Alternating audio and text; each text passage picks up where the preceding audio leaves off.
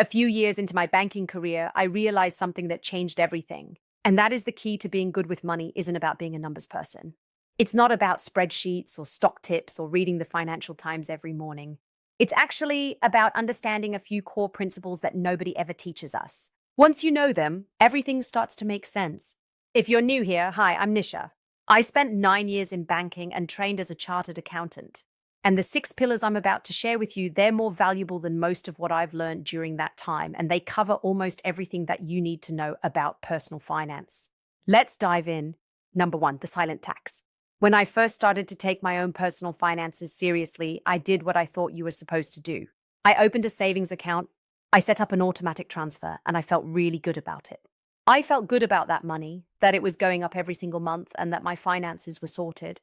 What I didn't realize was that whilst that balance was sitting there looking perfectly fine, something else was actually eating into it, and that is inflation. Inflation is the rate at which prices rise over time. And that means that, say, $100 or $100 today will buy you less next year than it does right now. So if inflation is currently at 3% and your savings account is paying you 0.1%, you're not making 0.1%.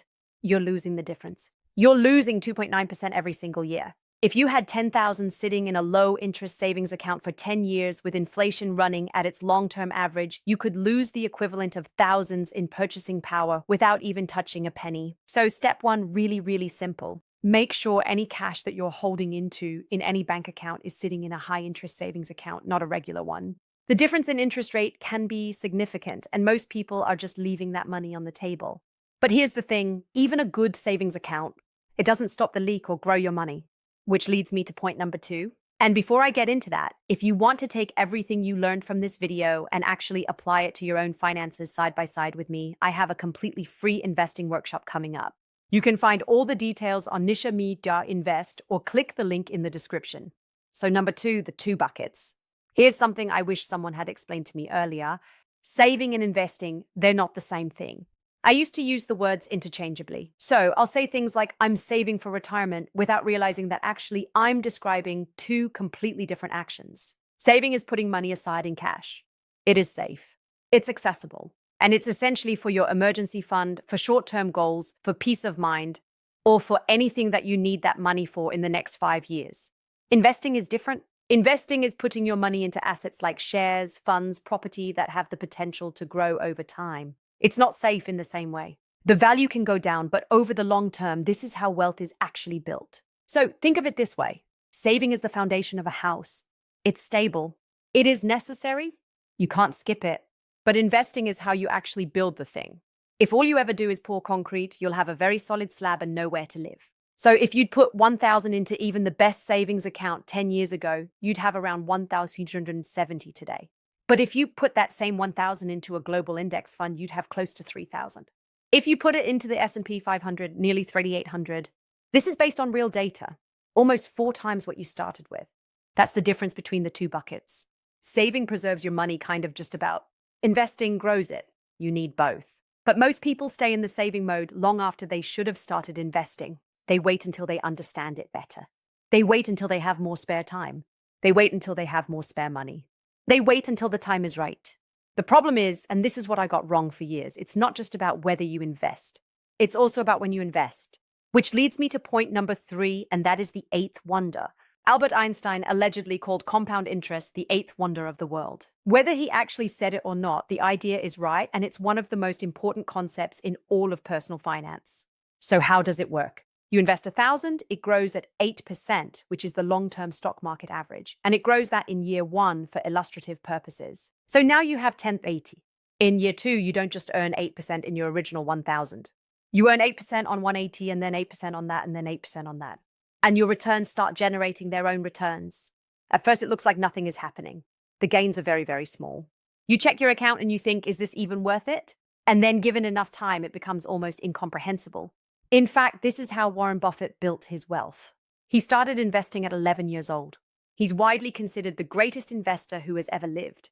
And yet roughly 97% of his entire net worth was built after his 65th birthday. So it wasn't because he got better at investing in his old age, but because compounding had finally had enough time to do what compounding does. It's like watching grass grow. Nothing seems to be happening. Then one day you realize that you might need to mow the lawn.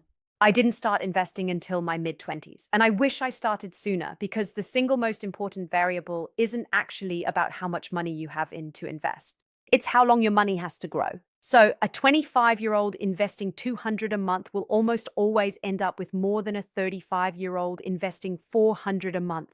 Time beats money almost every single time. So if you've been waiting for the right moment, this is it. Start small if you have to, but just start. Again, if you don't know where to start, you can sign up to my free investing workshop, nischa.me invest, where I'll teach you everything that you need to know. Moving on to number 4, and that is the wrong scorecard. About 5 years ago, someone asked me in a conversation how I was doing financially. And without thinking, I told them my salary. And it wasn't until later that I realized that was completely the wrong approach and the wrong answer. Because your income tells you nothing about how much money is coming in. It tells you nothing about whether you're good with money. It tells you nothing about whether you're actually building wealth. And when I was in banking, I saw this all the time. People earning 30,000 who are accumulating assets every single month building something real, and people earning over 150,000 who are completely living paycheck to paycheck because every single penny of it went straight to the lifestyle that they have created for themselves. So the number that actually matters, it is your net worth, your assets minus your liabilities, what you own minus what you owe. That is the real picture. Your assets are things like your savings, your investments, your property. Your liabilities are your debts, things like credit cards, loans. Subtract one from the other, and that's where you actually stand. And I'll be honest, the first time I calculated mine, it was so confronting. It forces you to look at the full picture rather than just the number that lands into your account every month.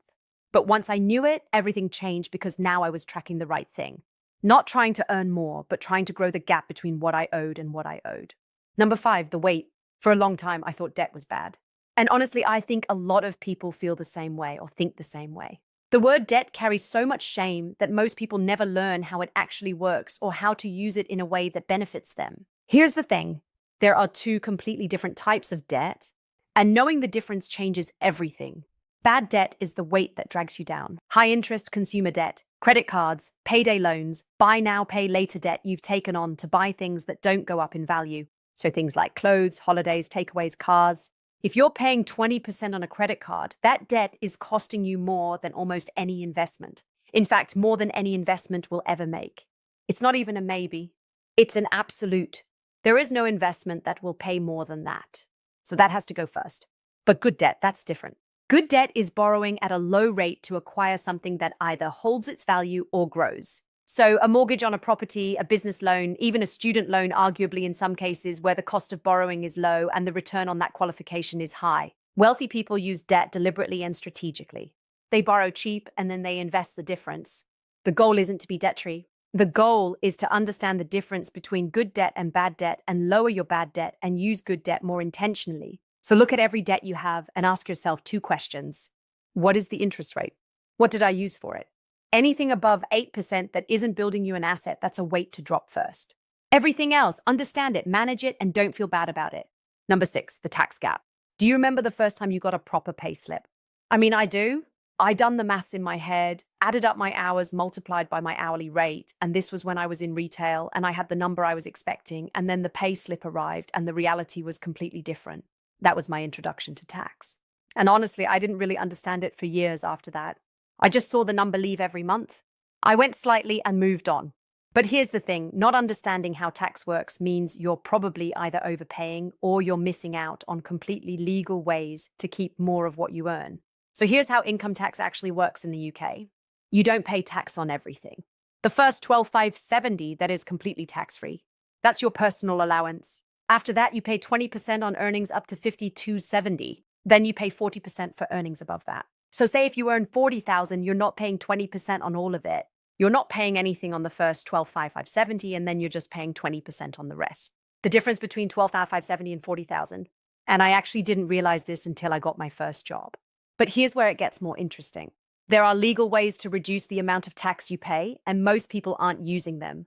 So your workplace retirement is one of the most powerful. So every pound or dollar, depending on where you are, you put into your retirement or your workplace retirement account reduces your taxable income.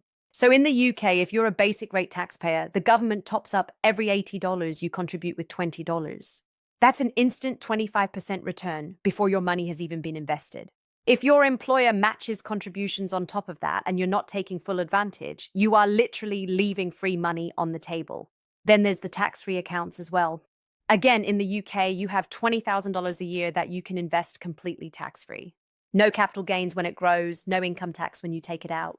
And honestly, most people aren't using anywhere near that full allowance. You don't need an accountant to start.